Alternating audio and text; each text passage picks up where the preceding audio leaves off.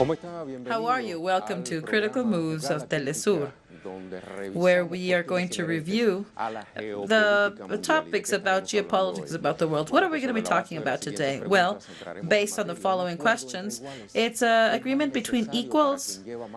Is this necessary?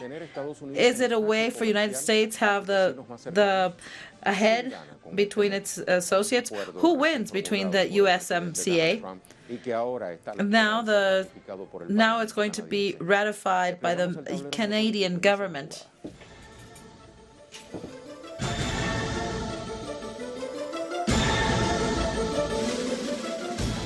Let me tell you a little bit about what the presidents of these countries say. With this, we do away with a phase, a very important phase. Now it's approved. It's been approved by the U.S. government, both in the House of Representatives as well as the Senate. So now it goes to the Parliament in Canada. But we foresee that there will be no problem. This is very significant. This is good news because this treaty will mean more trust in Mexico, so we can attract investments, so companies can come and work here, so there can be more jobs with good salaries, that there'll be well-being for our country and for their people. We will advance from the legislature the ratification of this treaty. At the same time, we will present the legislation to ratify this agreement. To approve this in our parliament is my priority. Thousands of Canadians depend on a trustworthy treaty with our allies. It has been too much time. Everybody said it was a treaty that could not be made because it was too complicated, too big. But we were able to do it. Today, finally, we are putting an end to the nightmare of Telecan, to this new agreement between the United States, Mexico, and Canada. For the first time, we've replaced a disastrous commercial agreement for a real, fair, and reciprocal agreement that will maintain growth and jobs in the United States. It is also an association with Mexico and Canada and us against the world. Let's do a map of this new agreement. Treaty between Mexico, United States, and Canada. They're trying to find economic expansion. It's called T-MEC for its acronym. It's done between Mexico, United States, and Canada. It's a new version of the TLCAN that was held between 2000 and 2018. This new renegotiation did away with the previous agreement. It was signed October 1st by Justin Trudeau and the President Trump of the United States and Enrique Peña Nieto at the time of Mexico. However, this agreement had to be ratified by the legislative of each country. Mexico was the first one to do so on June 19, 2019, followed by United States December 19 in 2019, 6 months later. And Canada began in 27th of January of 2020. So this will expand on the region of free trade began in 1994, and it will go further with electronic commerce, financial services, and intellectual property. Regardless of what we've seen, this begins with the remaking of Telecan. It does have some differences with its predecessor, and that there are some changes. Let's check. The T-MEC now holds 34 chapters, as the one before that was 22. Another difference is in the car sector.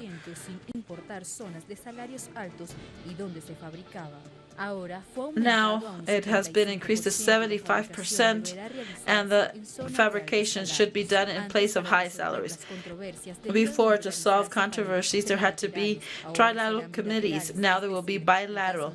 This is, if two of the members have differences, they must solve them among them in an impartial way. The agreement will be permanent, and if there is some differences, the T-MEC says that they will have 16 years, but it will be submitted to periodical revision. There has also been agreement on agreeing the currency and not play with it. The Telecan did not promote employee revision. Now the T-MEC will have this, will have some provisions. There is also the patent of the biotechnology passed from 8 to 10 years. Comencemos ahora a revisar portales de prensa. Let's check websites, digital websites. De que publica Sputnik. Let's see what Sputnik says. It's called 4 Points Why the T-MEC is Bad for Mexico. This was published on January 29th of this year. While Canada was able to eliminate some procedures of dispute, Mexico kept it, and this will mean that they will keep on being sued internationally. This is the 7th country with these types of lawsuits. On the other hand, there will be no taxes on the agricultural produce when the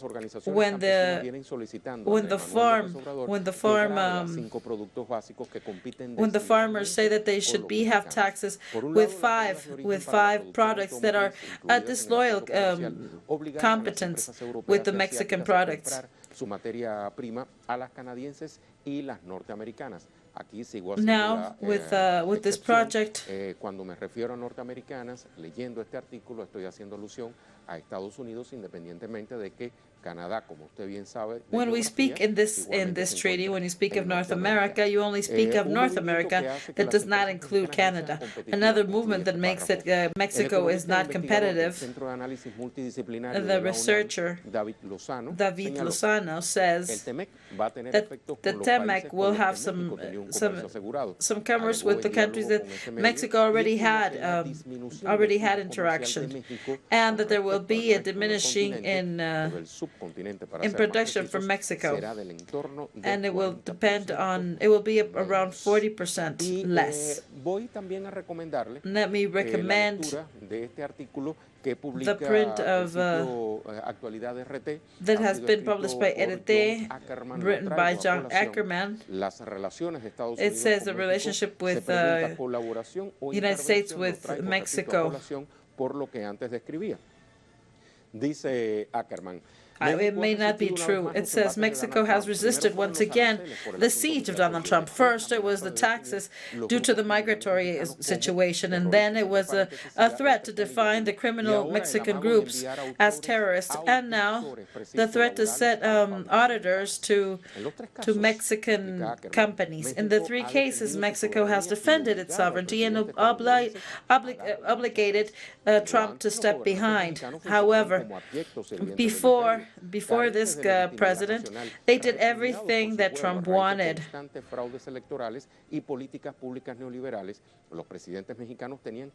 And they had to find any support outside their continent. Vicente Fox said that included the United States in the North Command. Felipe Calderón signed the Mérida Intention, by which there was an open door for the military exercises in this region. Enrique Peña Nieto allowed for the American troops to hold to have weapons on the streets.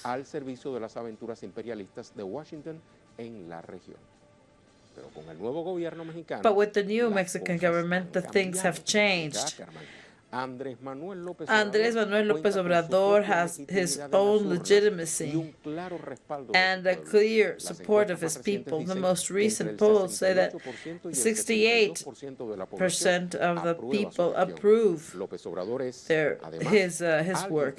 And López Obrador is somebody who has always defended its sovereignty and most probably will not be pressured by the blackmail of Washington.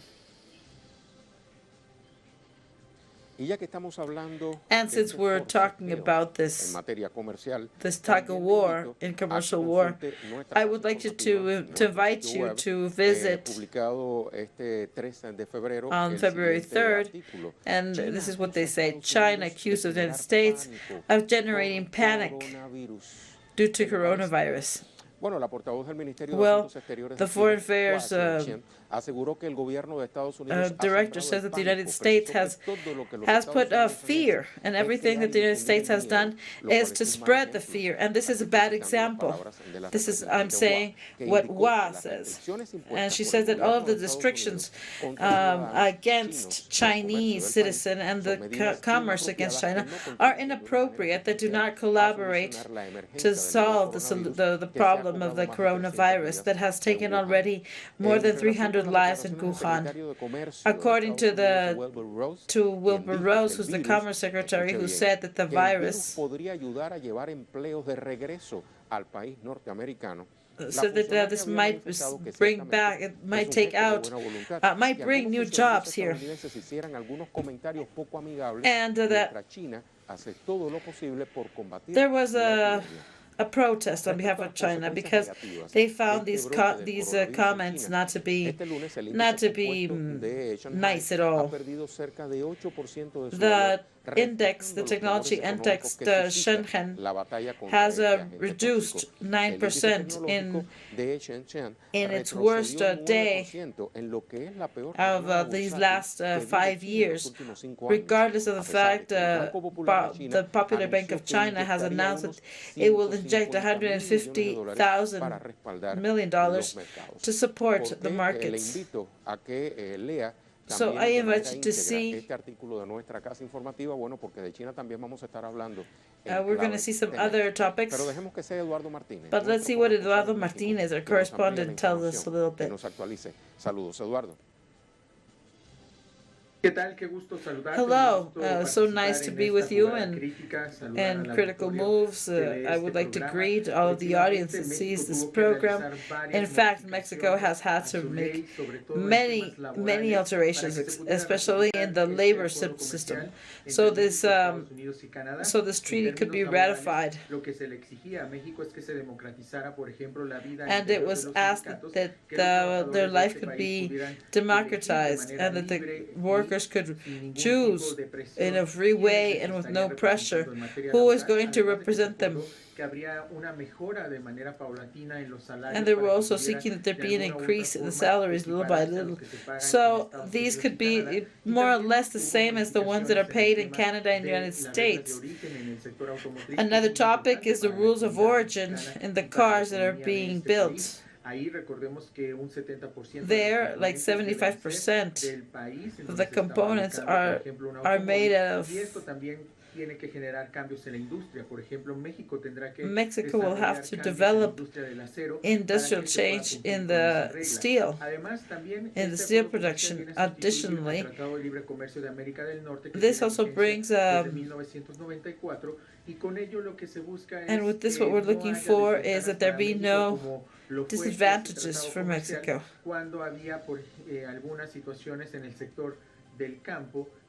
And this was just like when they're speaking about anything that happens between the agricultures of Mexico and Canada, because in the north there was enough subsidies that the Mexican government had not given their local producers, and especially because there's a lot of things that should be improved, so they can, our country can compete with any equality. But above all, there's uncertainty about how are these rules going to be applied.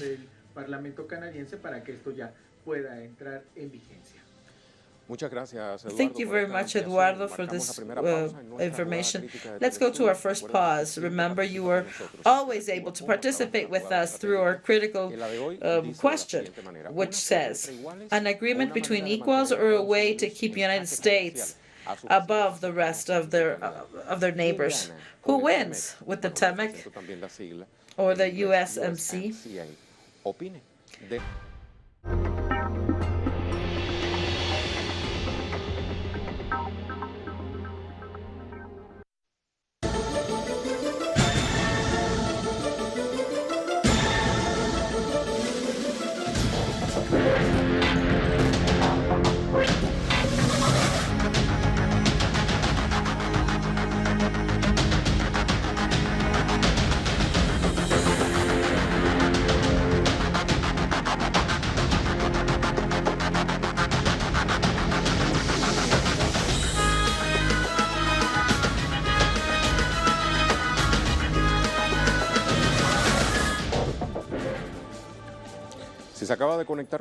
If you just connected with us, let me tell you that we're talking about the UMCA. Let's do a timeline to understand how the TELCAN passed to this, what has been the path of this free trade agreement, and how is it that we are now here.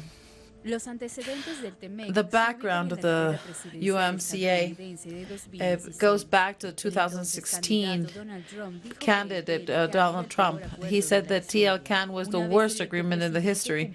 Once he became president, he went through with his proposal, and what he did was do away with this one. This was official in 2017. Then shortly there were new negotiations, and they ended 4 days after with no negotiation. Then there was another round of negotiation a year later. There were some advances, but still many sensible topics were out.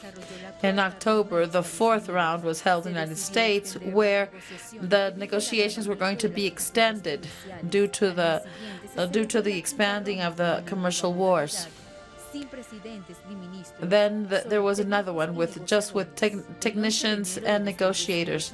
In 2018, Trump sent a new threat. If the United States did not have a good agreement, they would just stand up and leave. After these declarations, the currency of Mexico went down the hill. Then there was an agreement in Canada just a couple of days after of the seventh round in March. United States put taxes on steel and iron with 25%, except for Mexico and Canada, if the negotiations began once again.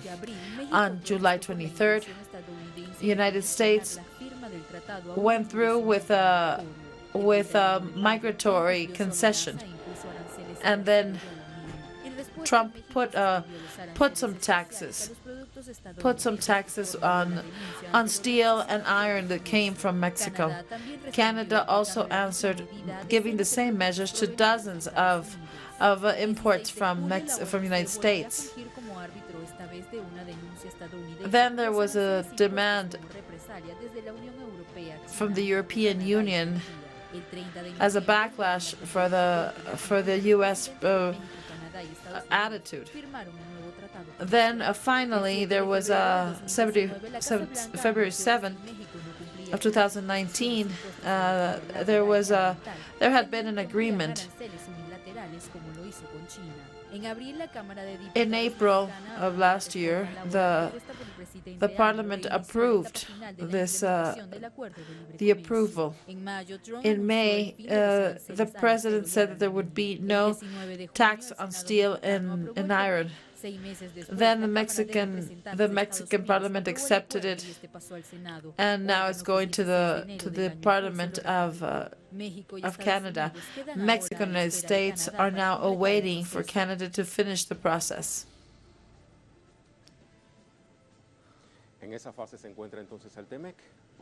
This is the phase where T-MEC is at. Let me see. Let's talk to Dr. Vejar. He's an expert professor. He's a professor of economy in the UNAM. And Miguel Jaimes, he's also a master in political science.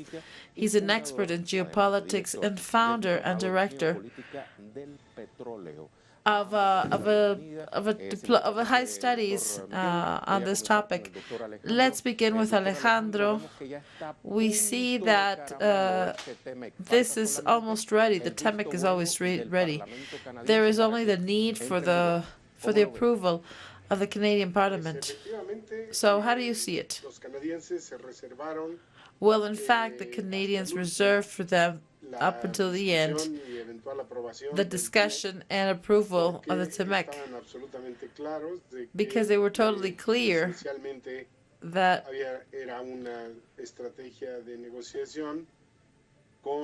there was a negotiation card.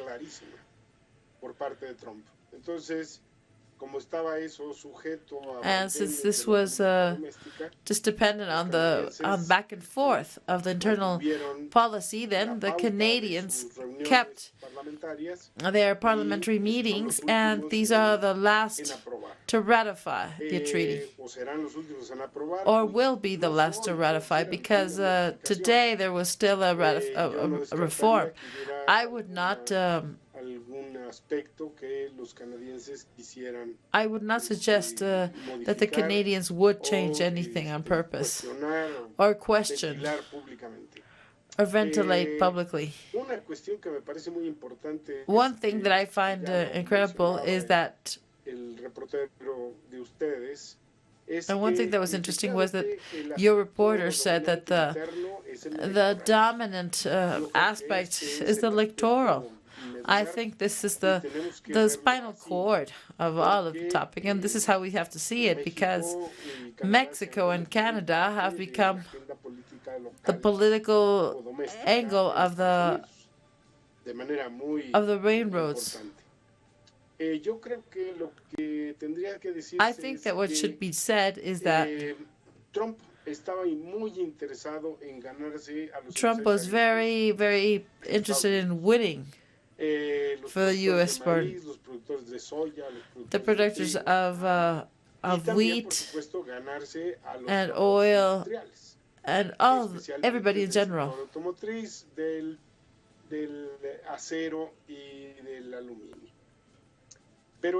However, the central objective politically is to do away with the TLCAN. It has been denied from the inside. Trump takes this back, saying that it was an awful agreement, but he doesn't know. He can't say for whom. Well, for the United States, it wasn't, because the United States, it will be unfavorable for the British citizens. But in essence, the UMCA is the Telecan improved. It's an improved version of the Telecan. I'm going to stay with that phrase because I've heard it before. I've read it some other articles for this presentation. This new agreement is the Telecan that has been improved. Now I want to add Juan Miguel Jaimes to go beyond what is it said. Now I want you to comment on something that Dr. Alejandro has said, is that in the most neutral position, it is important to ask about where is the end point of this agreement, and much more important than the back and forth of the negotiations. Beyond this, we want to see, we have seen more tension between Mexico and the United States. However, they were the two first countries that ratified this agreement. Just like corregido y aumentado. Just like Dr. Rejar said, this is nothing more than a Telecán that has been improved and augmented. Well, I think that the Canadian diplomacy has played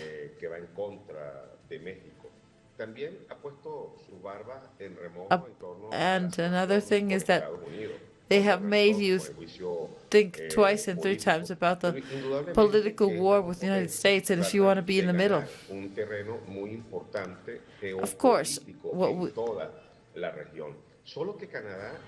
the only thing is that Canada is acting in a coveted way in terms of what it is to establish the mechanisms to negotiate with other countries. And they do so because they want to obtain the major amount of buildings and benefits. Canada is very clear. And they want to take over the United States and at some point maybe even stay, while the American administration has had to swallow all of the criticism that they received because of they spoke bad about Mexico.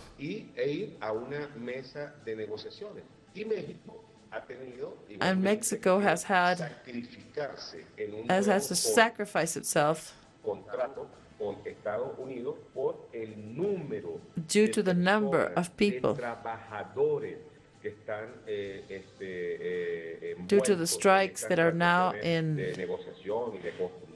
negotiation and exchange among the three countries. Gracias, doctor. Vamos nuevamente con el doctor Alejandro.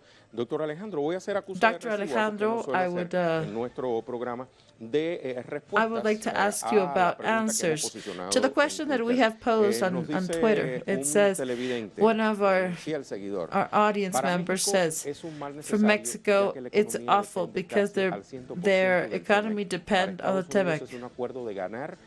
So and at the same time, it was a way to have the influence in the country. Do you agree?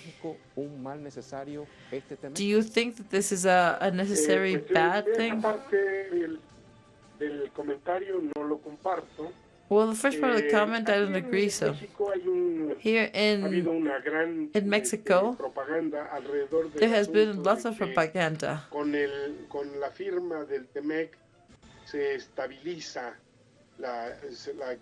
That with the T-MEC there would be no unforeseeable events. I don't think it's that good. I would not go as far to say that it doesn't work at all. Yes, it is an important point for groups of sectors, but not for the country and not for the workers. This is my criteria. As a consequence, I think that, will it be a bloodshed? I don't think so.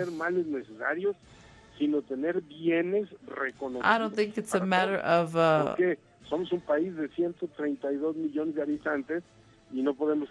it's a country with 192 inhabitants that are going to only benefit a small group in general. It's not true either that we also have 100% with the United States.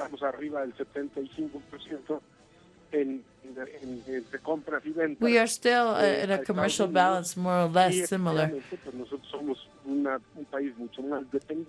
However, we're a much dependent country.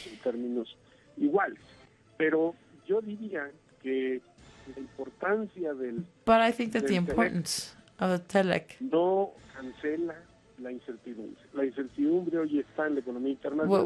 the worst problem is uncertainty, and what the U.S. is doing is ensuring with Mexico and with Canada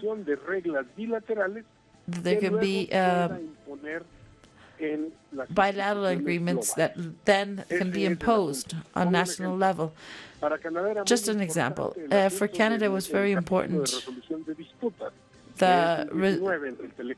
resolution system, and this is being discussed in the World Commerce Organization. So now, when it's proposed here, when there is a lot of symmetry, then they will probably want to do away with it. And of these type of things, I have several things to do. And I think this is what we have to bring our attention on. There are people who say, they say that instead of a good agreement and a bad agreement, it's better to have, to find solutions. Let's speak about one area that is in the agreement. For example, the T-MEC says you cannot go through with these negotiations. Entonces, ¿qué está significando esto? Que le está bloqueando a México y a Canadá la posibilidad de tener acuerdos con China. And now another thing that we have to bear in mind with this agreement is that if you make a dinner, what they're trying to do is they're extending the rights of the intellectual property, which favors the U.S. pharmaceuticals, where we need free hands so we can use the generics that are infinitely much more cheap. Another example is that T-MEC will be reviewed every 6 years. Certidumbre a largo plazo, y el largo plazo no son 6 años. Si quieren tener certidumbre a 25, 30 años. So if you want to have an independence on this, why is it every 6 years? Because every 6 years we change presidents. So whoever is arriving, they're trying to go after him. And so this is why it's so important to have this negotiation. I don't think it's a necessary element. I don't think it's positive for Mexico, and of course not. It will favor the agriculture production. An aspect that is related to the petroleum. When the Telecán was signed, we were not included, and we did not include the petroleum. This was now the mechanism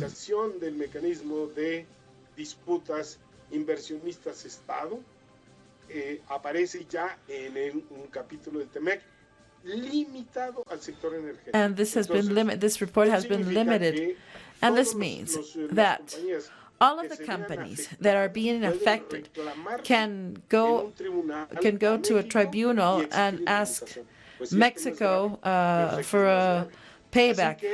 So I wouldn't open the party. I think that we have to keep on mobilizing and assessing the impacts to have a clear picture. You were speaking of the petroleum. Let's not forget that there was a problem. Let's not forget that Pemex, through Peña Nieto, was the one who, in Mexico, was the first time to sit at a table with Donald Trump and Justin Trudeau to sign this T-MEC. Let's close this part with a question that I will ask Miguel Jaimes. Doctor, in tune with what we've been hearing from Dr. Alejandro, to what extent, or would you see this organism as a world domination organism of the United States?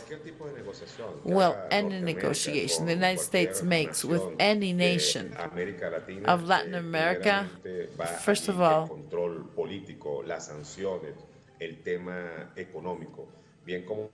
so we must analyze all of the agreements where the United States tries to keep the highest revenue, especially because some parts of industrialization in the center of Mexico comes to be very important. de otros mercados. La misma relación que tiene México The same con el relations as caso Mexico venezolano with the en Venezuelan algunos treaty. rubros, en algunos servicios. Los Estados Unidos va United a States tratar de will try vencer por medio del factor económico will try to push through the economic control político. through the Chile llega a economic ese momento en realm América to have a Latina better en position. que estas Now it's time desigualdades, estas that this asimetrías inequality, económicas this sean symmetry superadas.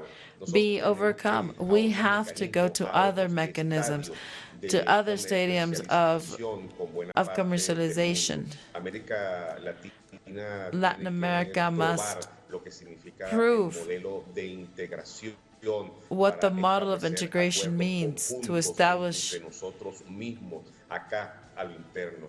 Porque cada acuerdo que because every beneficia a agreement that grandes benefits sectores, great sectors conglomerados empresariales, indudablemente of que no va a businessmen, significar of course, ningún nivel de desarrollo para this will not imply any level of development de este lado for me. del medio.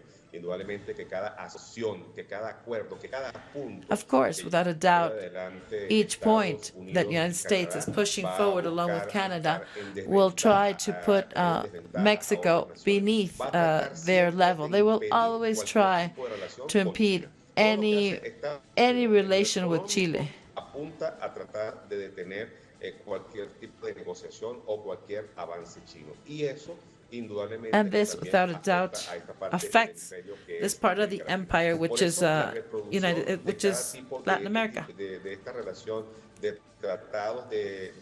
So these type of treaties have a lifespan, which is as long as the mandatories are in office. And what Trump is trying to do is to present a trade agreement at his need. Doctor Miguel, un millón de gracias. También le agradezco mucho al doctor Alejandro Álvarez Bejar su tiempo para esta jugada crítica de Telesur. Okay, so before we said that all of the roads take you to Rome, everything seems that now all of the U.S. routes look to China, and this path is paved because China has this initiative. Let's go to a pause, and then we'll be right back. Then we'll have another guest that is here. But remember, you can keep on participating through our question that is on Twitter. Let's see what the address is. It's an agreement between equals, or a way the United States can keep its supremacy over their neighbors. This is Canada and Mexico. Who wins with the T-MEC or with USMCA? So we're gonna have a small pause.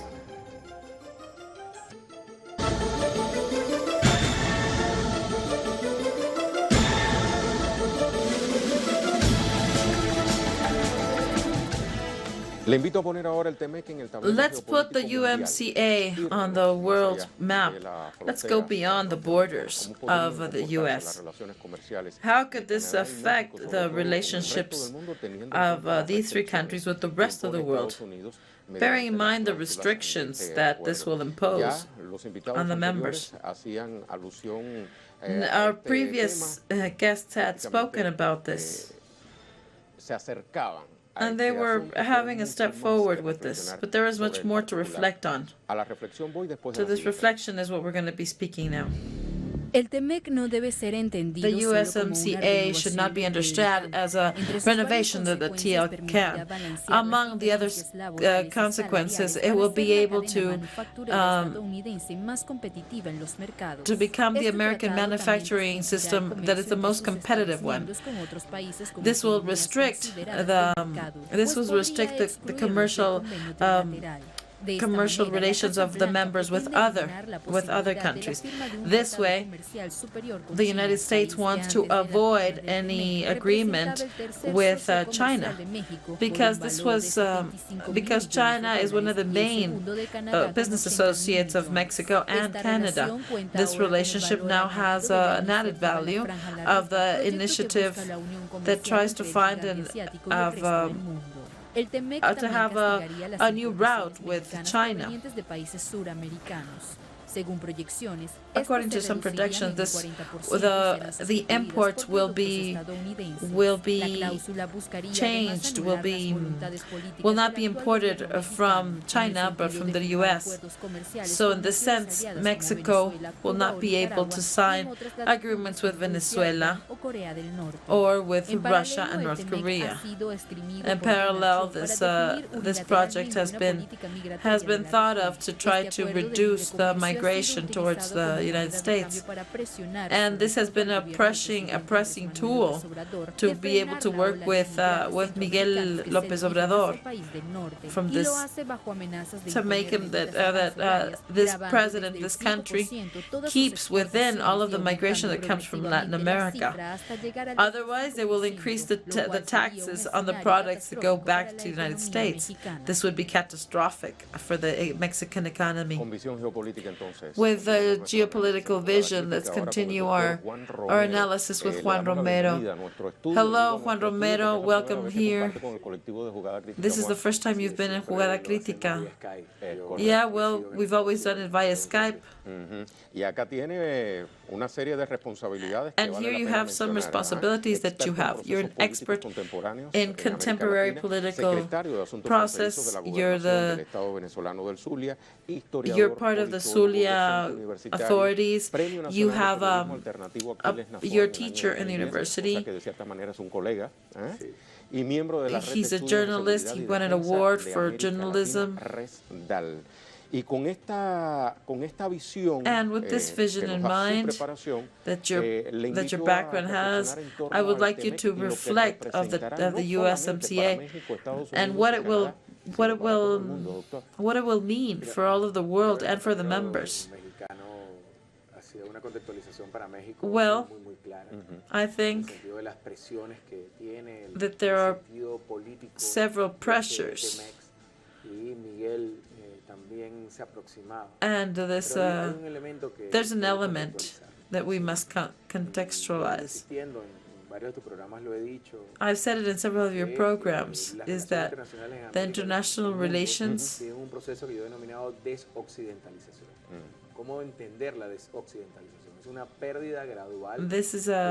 there's a process that loses the hegemony that the United States, European Union, and Japan has held after World War II. What are the characteristics of this de-Westernization? In first place, in terms of geopoliticals, there's going to be a displacement of energy. First of all, this is as opposed to having all of their energy that comes from gas and petroleum, and instead of buying from them, they're going to be buying from Latin America.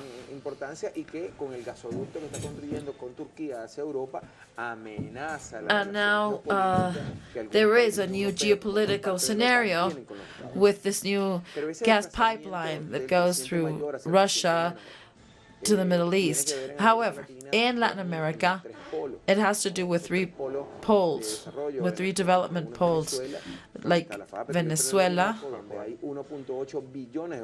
where you have 1.8 billion barrels. There's another big resources on the Zulia border, where I'm from.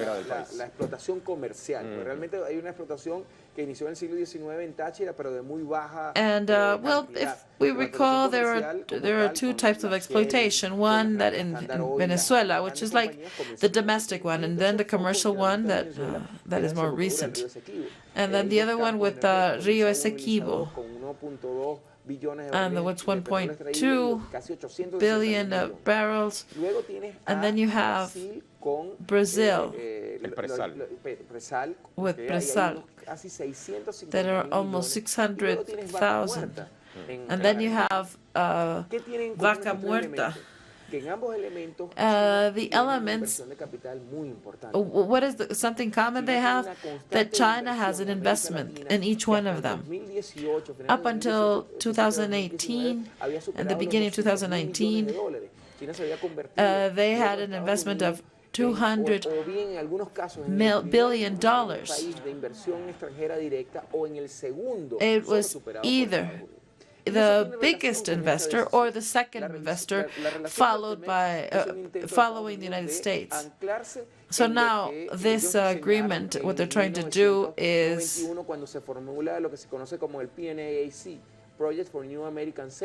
what they're trying to do is to have a stronger hold with their neighbors. And now let's not forget that those who thought of this, the lobby of the U.S. Congress, the industrial apparatus in the United States, and all of the security and defense strategies of the U.S. Donald Rumsfeld, Condoleezza Rice, Dick Cheney. Ellos formulan el PNAC, Project for New American Century. ¿Qué establece el PNAC? And what is this new project about? One, that the United States should impose itself on their traditional allies such as Japan and Europe, but at the same time have the capacity to go beyond their competitors, which they don't have, and this would go beyond China. And to do so, they would have to do two things. One, the military technology and weapons. They should go beyond Russia and China. And the second element are the free trade, the TLC, with the United States had this perspective. This began with the ELN, and what happened in Chiapas, and everything that happened after it. So the free trade agreement did not work as it should. And then we have Venezuela again, because in 2005, in Mar del Plata, Chavez, along with Lula and Kirchner and Evo Morales, who was not president yet, Rafael Correa, they stopped the TLC. They wanted to stop this NAFTA agreement. And with the impact of the Shanghai agreements and all of that it implies, de Sudáfrica, de India, supera por then they go beyond $10 billion of what the United States have projected.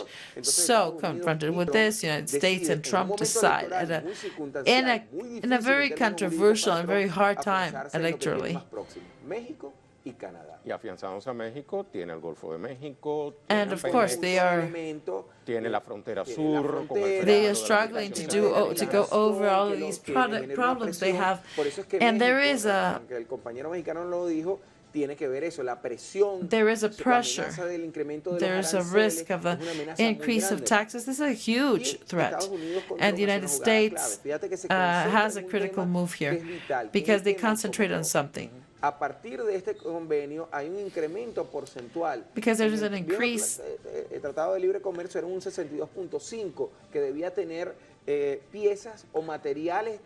this is the car components.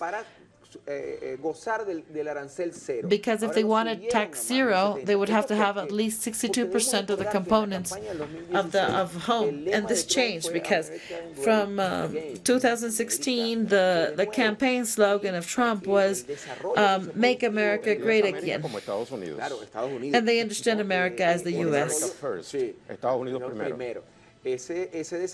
And this development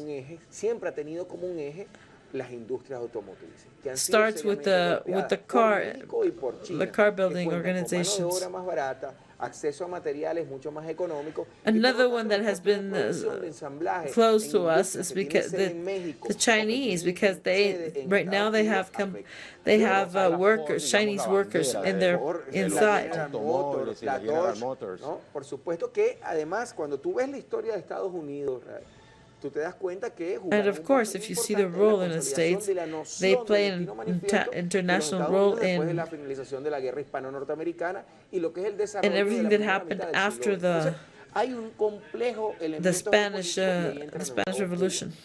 Cuba, que dicho sea de paso, es un altísimo socio en materia de turismo con Canadá. ¿no? Y con el gobierno de Andrés Manuel López Obrador también tiene una larga tradición. Mira la jugada. Look at this critical move. Now, turns out that in the vision of Trump and the security defense vision, Cuba and Venezuela, along with Nicaragua, are a threat. We don't know why we may be a threat. Hay una colega de la red de intelectuales en defensa de la humanidad, de la cual yo formo parte, coordino el capítulo en el Zulia, que es la amiga Pascualina Curcio, que ha mostrado que las pérdidas entre 2012 hasta 2019 the numbers that say that the loss, una reconocida economista en Venezuela, para Venezuela. That there's a huge loss for Venezuela. So there is an attack on Venezuela. Now there's an attack on Cuba. Why? Because there are two very important elements in the geopolitical contention. Velo además en relación con lo que sucede en Nicaragua. So see what happens in Nicaragua, the proposal that China has en superávit que tiene China de inversión extranjera directa, a foreign investment is here hablando de Nicaragua, in Latin America. Y estamos hablando del tercer eje de ese triángulo del mal que calificar a Estados Unidos. Donde China tiene una importancia estratégica, and now where China has a huge importance, it connects with the Silk Route that would destabilize and generate a final point, a final period of this, what we call taking away the Western ship of everything. So there's an attack on this. This attack affects Mexico and Canada because they have investments in tourism that is very important. When you go to the Cuban history, you see that the investment is important to understand de la asfixia económica, la misma que le aplican a Venezuela, pero que en el caso de Cuba. Entonces, you understand how they work. So there is a huge geopolitical play of Trump. It says, okay, I'll go through with the impeachment. Aunque la correlación de fuerza en el Senado muy seguramente lo pare, pero le hace un gran daño en términos de comunicación gubernamental. There is a great stress on the communication, and it might affect the outcome of this negotiation, but it allows Trump to connect with the audience, which is the working class American people that has been hit because the companies have migrated to Vietnam, Canada, Mexico, and the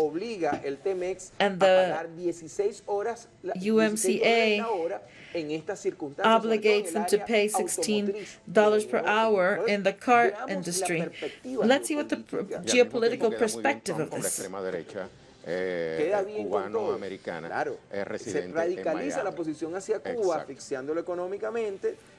And what does this make? This makes the Cuban government lose any type of income due to this agreement. En los últimos 4 procesos electorales de Estados Unidos, el estado de la Florida, y lo coloca perfectamente. Favorece a las grandes industrias que han sido This favors also the great industries that have been important in keeping this steel triangle, and this helps him.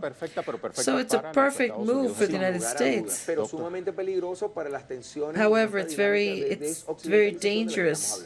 Interesante esa visión suya, doctor. In general, thank you very much for coming to our studios of Telesur. Let's go to our conclusions.